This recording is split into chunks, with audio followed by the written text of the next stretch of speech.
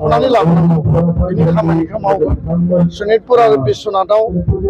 जिफोर ECS सेन्टारमोन बेयाव फोरोंगिरि ट्रान्सफार होनाय जादोंमोन उइथ पस्ट आरो माखासे फोरोंगिरिखौ टेम्परारि पस्टिं होनाय जादोंमोन बिनि माखासे जेंना जेंसिखौ जों नुजानाय नुदों आरो 4 जुननि उनाव कड अफ कन्डाक्ट जोबनायनि उनाव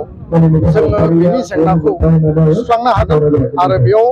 sufficient number of teacher appointment होनो हागोन होननानै जोंहा फोथायनाय दं जिहेतु गोबां बिमा-बिफाफ्रा प्राइभेट स्कुलाव बांसिन इम्परटेन्ट होयो बेबायदिब्ला गुदि फरायसालि बेयाव थानाय प्रभिन्सियेल स्कुलफ्रा माबायदि थारैनो बे जोंनि थाखाय साननो गोनां बिथिं आरो बे बिथिङाव जोंनि गार्जेन समाजनि सांग्रां सुबुंफोर फोरोंगिरि बिथांमोन बर'नि माहारियारि आफादफोर थुनलाइ आफादानो जा एबसुआनो जा गासै जोङो ज' रायज्लायलायनानै बर' मिडियामनि जि भेन्सार स्कुल बर' मिडियामनि सरकारि स्कुल आरो बर' मिडियामनि प्राइभेट स्कुल गुबै खोथायाथ' जाहैबाय जे बर' हारिनि सुबुं अनजिमाया जोनोमनि संख्याया खमायदों बेखौ लानानै जोंनि स्टुडेन्टनि माने संख्यायाबो गोबां जायगायाव दिनै खम जालांदों आरो जिखिनि जोंहा गथ' गथाय जोनोम जायो बिथांमोना जेब्ला स्कुलाव थांनो सम जायो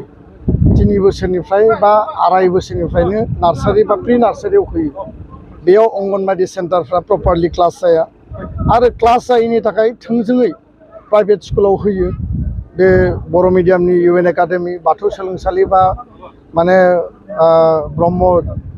धोरोमारि गौथुमफ्रा सालायनाय स्कुलानो जा बा गुबुन गुबुन स्कुल बा इंराजि मिडियाम स्कुलानो जा आरो जेब्ला नार्सारि प्रि नार्सारि लेभेलाव प्राइभेट स्कुलाव माने जि लार्निं अबस्थायाव एडमिशन होनो गोनां जायो अट'मेटिकेलि बे प्राइभेट स्कुलाव जोंनि गथ' गथायफ्रा कन्टिनिउआसलि क्लास 1, 2, 3 खौबो कन्टिनिउ खालामो आरो बेखौ नोंनि न' गामिनि स्कुलाव बा न' खाथिनि स्कुलाव सरकारि स्कुलाव लाबोफिननाय जाया दा बेखायनो जुदि अंगनबादि जि मडेल अंगनबादि सेन्टार गायसननायनि मोनसे सरकारा जि मोनसे इनिशिएटिभ लादों अलरेडि गायसनबाय बे मडेल अंगनबादि सेन्टारा ससियेल वेलफेयार डिपार्टमेन्टआ सालायो बे ससियेल वेलफेयार डिपार्टमेन्ट सालायनाय अंगनबादि सेन्टारखौ जुदि एडुकेशन डिपार्टमेन्टजों मार्ज आप खालामनानै सोलोंथाइ बिफाना बेखौ जुदि कमप्लिटलि सालायोब्ला उननि समाव बेयाव प्रि नार्सारि बा माने नार्सारिनि सिगांनि बा क्लास 1 नि सिगांनि लेभेलनि क्लास आरो बेयाव टिचार लोगोसेनो बे टिचिं लार्निं मेटेरियेल टेक्स्ट बुकफोरखौ होयोब्ला थारैनो गथ' गथायफ्रा ओनसोलनि गामिनि बर' मिडियामनि जि मोनसे सरकारि स्कुल बेयावनो फरायनो थाखाय खाबु मोनगोन आरो बेयाव एनरलमेन्टआबो बांगोन खारन सोलोंथाइया जेरावबो एखे बे गावबा गावनि आत्मबिश्वासनि खोथा गोबां जायगायाव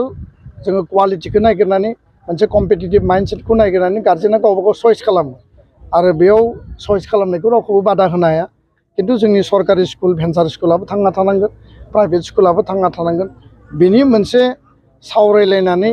उननि समाव हारियाव जाहाथे कुनु स्कुलानो थैनो गोनां जाया आरो स्कुल थैनायनि थाखाय मार्च खालामनायनि जि पलिसि 11,000 स्कुला थैबाय बर' मिडियामनि स्कुलखौबो मार्च खालामनो नागिरदोंमोन खिन्थु बर' मिडियामनि स्कुल थैयोब्ला टिचार एपइन्टमेन्टआ खमायगोन फारसेथिं जोंनि खाथियावनो फरायनो मोननायनि स्क'पआ जोंहा खम जागोन बे बिथिङा सिरियास आरो बेखौ नोजोर होआलासिनो जुदि जोङो आवगायलाङोब्ला जोंनि बर' मिडियाम बा जोंनि सरकारि स्कुल भेन्सार स्कुल जि जोंनि गामियाव न'खरावनो दङ बिनि भबिसतआ खिन्थु बारा मोजां नङा आरो बे बिथिंखौ लानानै गोबां मानसिया सिरियास नङा खोथायावल' बुङो खिन्थु खामानियाव गोबाङा सिरियास नङा आरो बेखौ लानानै जोंहा सावरायनांगौ आरो आवगायनांगौ आरो थांखि लानांगौनि बिथिं दङ होननानै आङो बुंनो सानो